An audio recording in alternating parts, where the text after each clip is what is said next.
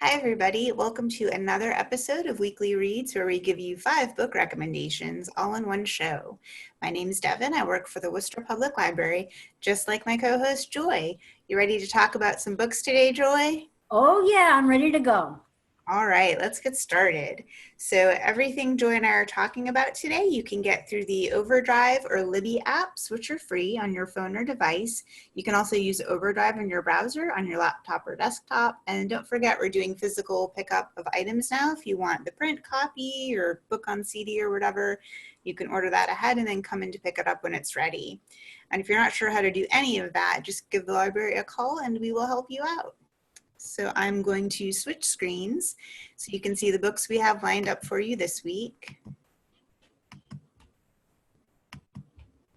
All right, so as usual, I'm going to focus on fiction. Joy will do nonfiction, and we have our coming soon title.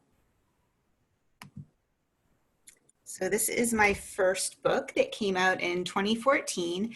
It's the first book in the Remembrance of Earth's Past series. Some people also refer to the whole series by the title of this first book here, The Three-Body Problem. So this was the first chance for English speakers to read Lu's work, translated from Chinese. He's won China's highest honor for science fiction writing, the Galaxy Award, 9 times. And in 2015, he was the first Asian to win the Hugo Award. This book has been called a War of the Worlds for the 21st century, and it's soon to be a Netflix series. This book is set against the backdrop of China's Cultural Revolution, when a secret military project sends signals into space to establish contact with aliens. Aliens called Trisolarans, whose planet is on the brink of destruction, capture the signal and decide to invade Earth. With their highly advanced technology, the Trisolarans send proton-sized probes to spy on everything on our planet. And on our planet, different camps of people start forming, planning to either welcome the superior beings, to help them take over a world that's seen as corrupt, or to fight against the invasion. The result is a science fiction masterpiece that spans multiple decades, displaying an enormous scope and vision. According to NPR, this book is hard sci-fi, full of passages on everything from quantum mechanics to artificial intelligence. But the author contrasts the technological aspects with empathetic characters and a strong action thriller backbone. This book got a starred review from Kirkus, and former President Barack Obama called it wildly imaginative. And how often do I get to quote a president on a sci-fi book? Also pretty impressive, George R.R. Martin called it a breakthrough book, a unique blend of scientific and philosophical speculation, politics and history, conspiracy theory, and cosmology. So I'll admit I'm not normally into the hard sci-fi books, but it does say that it blends empathy and action thriller, and just the fact that it got good feedback from a varied audience. I think it sounds really interesting. So I'm going to give this one a shot. Here's one from Joy. I'm with you on that one. Barack Obama and George R.R. Martin, what a combo. Exactly. Yes. My first choice for this week is Lies My Teacher Told Me, Everything Your American History Textbook Got Wrong, which was originally published in 1996, updated several times since, and is considered by many to be essential reading for anyone interested in enhancing, broadening, and perhaps changing her perspective on what American history is really about. Lies My Teacher Told Me will be featured in our Community Reads book discussion facilitated by community activist Stephanie Williams on Saturday, September 26th at 11 a.m. via Zoom. Please register online and join us. When James Lowen asks high school students why they hate history, and so many do, they often say it is because they find the subject boring and irrelevant. Well, Lowen begs to disagree. He maintains that history, taught well, is not only exciting, it is supremely relevant. Perhaps the most relevant discipline of all, because it tells us most about who we are and how we got here. So something has gone wrong, he says, but what? Lowen lays much of the blame on high school textbooks. In Lies My Teacher Told Me, he analyzes the contents of 12 of the most popular titles and finds that they provide, quote, an embarrassing combination of blind patriotism, mindless optimism, sheer misinformation, and outright lies. Furthermore, they systematically leach out all ambiguity, passion, conflict, and drama from our past. And although most textbooks are huge and, quote, bulge with detail, the information contained in them seldom lingers long enough to enter long-term memory because it is presented as one damn thing after another, end quote, that we need to know in order to pass the next test. History, Lowen says, is, again, quote, a furious debate informed by evidence and reason. And I'm going to repeat that. Real history is furious debate informed by evidence and reason. Textbooks encourage students to believe that history is facts to be learned. Wow. Get the picture? I could go on quoting James Lowen all day long, but instead, let me give you just one illustration of the history we never learned in high school, as told in Lies My Teacher Told Me. Many students know that Helen Keller was a deaf and blind child who, due to the determination of a gifted teacher, Annie Sullivan, overcame these obstacles and eventually graduated from Radcliffe. She is often cited in textbooks and popular culture as an embodiment of the deeply held American belief that anyone with the desire to do so can rise regardless of circumstances. Generations of American children have been told that, hey, if Helen Keller can do it, so can you. What neither our textbooks nor popular culture tell us, however, is that that little girl, Helen Keller, grew up, and that far from embracing that idea, she repudiated it, becoming a committed socialist and denouncing inequality in all its forms during a long career as a writer and activist. The lesson here, Lowen says, is that Keller was celebrated as long as she could be seen as a little, quote unquote, handicapped girl who affirmed the premise that America is a land of unfettered opportunity freely available to all with the gumption to seize it. But once she went off script, she became invisible.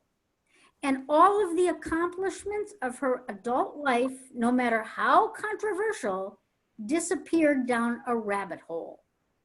After all, no textbook editor wants to include the dreaded S word, socialism. Intrigued? Remember, this is just one of the many provocative stories recounted in Lies My Teacher Told Me. Want more? Read the book, register online, and join us on September 26th. Well, I have that book in the other room, and I admit I haven't gotten to the part yet about Helen Keller. That's very surprising. Yeah, it's very interesting. Yeah. All right, here's my other fiction choice. The Kiss Quotient. This is one of those romances I read a few weekends ago. It was very good. This one came out in 2018, and much to Joy's chagrin, it was one of the Washington Post 50 notable works of fiction for that year, and one of Amazon's top 100 books of 2018. Still not for me. Sorry. This is a companion book to The Bride Test, which came out in 2019. But in The Kiss Quotient, the main character is Stella, and she thinks math is the only thing that unites the universe. She comes up with algorithms to predict customer purchases and her job is her life, giving her more money than she knows what to do with, and less dating experience than your average 30-year-old. It doesn't help that she has Asperger's, and that French kissing makes her think of a shark getting its teeth cleaned. When Stella's mother starts pushing for grandchildren, which means marriage, Stella decides she needs to practice with a professional. So she hires escort Michael Phan, the Vietnamese and Swedish stunner who looks like a K-drama star. He can't afford to turn down her offer, so he agrees to help Stella check off the boxes on her lesson plan. Stella soon learns to appreciate his kisses, French or otherwise, and crave all the other things he makes her feel. Their no-nonsense partnership becomes both comforting and exciting, and the pattern that emerges convinces Stella that love is the best kind of logic. The author of this book was diagnosed with autism in 2016, which explains why there's so much authenticity in Stella's struggle with everything from conversation to out-of-tune pianos. BuzzFeed called this book an absolute delight, charming, sexy, and centered on a protagonist you love rooting for. And I agree with that. I loved rooting for Stella. I loved rooting for Michael. They're both really just sweet characters going through some problems, and they just end up helping each other. And at that time, I really wanted a book that ended well on a good note, and this really helped me out there. So if you're looking for a book with a happy ending, I'd recommend this one. And here's one from Joy. Those happy endings are so hard to find, especially in nonfiction, my specialty. I bet. So my next choice for this week is The Rise and Fall of the Dinosaurs, A New History of a Lost World by Steve Brusatte. When author Steve Brusatte was a young boy, he was obsessed with dinosaurs. How did they get here? How did they become so gigantic and scary and altogether awesome? When and how did they disappear? I suspect that most of us have been fascinated by dinosaurs at some point in our lives, and we've probably asked the same questions. But Steve Brusatte took his obsession much further than most. As a self-described fanboy, he stalked well-known paleontologists, writing to them, calling them on the phone, and peppering them with questions. Thankfully, most responded with generosity and patience. Because eventually Brusatte obtained a PhD from Columbia, and he has since had many opportunities to dig for and study dinosaurs, along with the scholars he had idolized in his youth. No doubt about it, Brusatte is an accomplished scientist equipped with a wealth of knowledge on his chosen topic. But just as, or perhaps more importantly, he has a knack for conveying information in an accessible, unpretentious, and entertaining manner that retains some of the breathless intensity of youthful passion without sacrificing academic rigor. How many paleontologists do you think use non-technical words like weird or even weirdo to describe the specimens they've found? Well, probably not many, but Brusatte does. And he can hardly contain his enthusiasm for T-Rex, the tyrant king, the largest life form ever to stomp upon the earth, and one of the most ferocious. As a staunch advocate for the dinosaur, Brusatte cautions us not to dismiss them as a big, dumb lugs who just couldn't cut it on that terrible day when the ground rumbled and volcanic ash darkened the skies. First, there were many species of dinosaur, and they came in myriad shapes, sizes, and colors.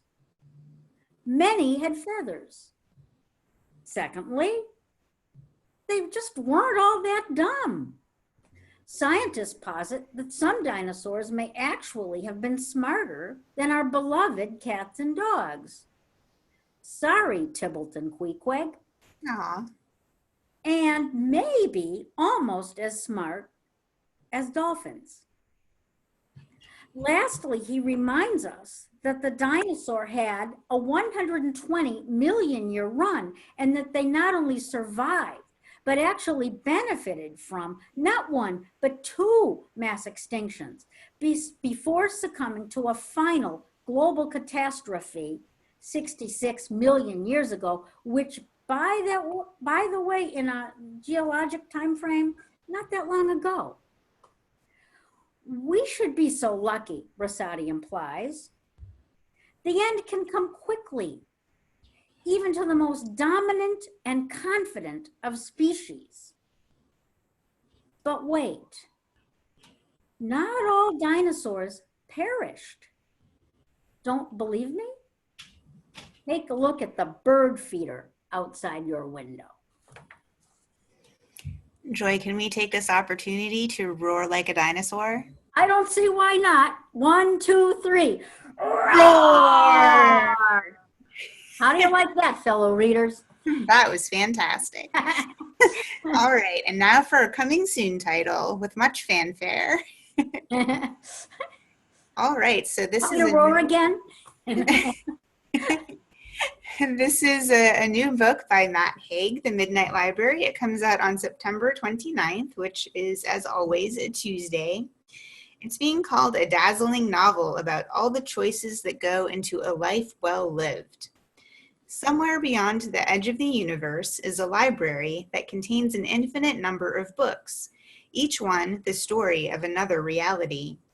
One tells the story of your life as it is, along with another book for the other life you could have lived if you had made a different choice at any point in your life. While we all wonder how our lives might have been, what if you had the chance to go to the library and see for yourself? Would any of these other lives truly be better? In Haig's new novel, Nora decides that she is useless and tries to kill herself. But instead of death, she finds herself in this library, facing the possibility of changing her life for a new one, following a different career, undoing old breakups, and realizing her dreams. In one life, she studies glaciers. In another, she's a rock star. And in another, she's an Olympic medal winner. She also sees herself as a wife, as a mother, and as an orphan. In some books, she's influential, and in others, she's ordinary. As she travels through the Midnight Library, she must search within herself to decide what is truly fulfilling in life and what makes it worth living in the first place. This book got a starred review from Booklist, but I really liked what author Jodi Picoult said about it. She said, "It's a beautiful fable, and it's a wonderful life for the modern age, and possibly timely when we are all stuck in a world we wish could be different." So I have to admit, I really enjoy the movie It's a Wonderful Life. So I think that comparison is very compelling for me, and I like the spin on it, you know, like a modern day library take on it. So if you're as interested in me, make sure you get a reservation on the print copy, which is available in our catalog to reserve. And there's nothing on Overdrive and Libby yet, but I expect there will be soon. And that brings us to the end of our show for this week. But don't forget, if you have a question, you want a recommendation, you can just put it in the comments below, and Joy and I will see what we can do. Otherwise, we will see you next week. See you later, fellow readers.